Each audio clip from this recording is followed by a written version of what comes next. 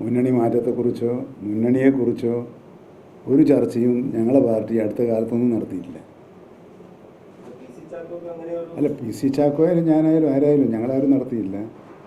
അതുമായി അത്തരത്തിൽ വന്നിട്ടുള്ള വാർത്തകളൊക്കെ അടിസ്ഥാനരഹിതമായ വാർത്തകളാണ്.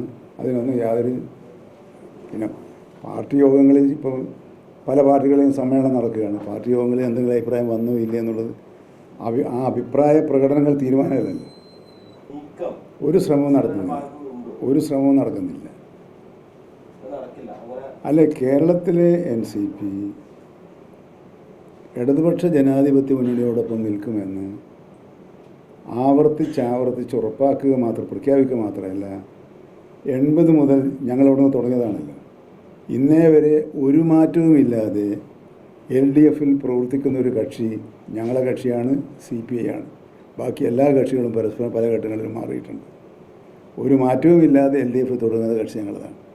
അതുകൊണ്ട് അതെല്ലാം അഭ്യൂഹങ്ങളാണ്.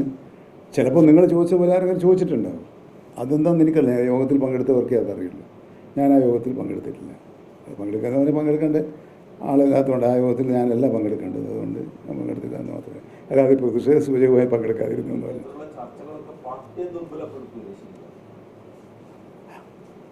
പാർട്ടിയെ ദുർബലപ്പെടുത്താൻ മാത്രമുള്ള പ്രശ്നമായി അങ്ങനെ ഒരു ചർച്ച വന്നതായിട്ട് എനിക്ക് തോന്നുന്നില്ല.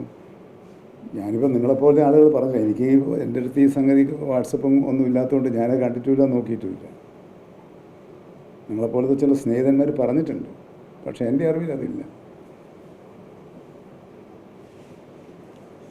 കാരണം കേരളത്തിലെ NCPയിലെ അണികൾ വ്യക്തമായ രാഷ്ട്രീയ ബോധമുള്ള അണികളാണ്. അതുകൊണ്ടാണ് ഞങ്ങൾ ചെറിയ പാർട്ടിയായിട്ടും പിടിച്ചു നിൽക്കുന്നത്.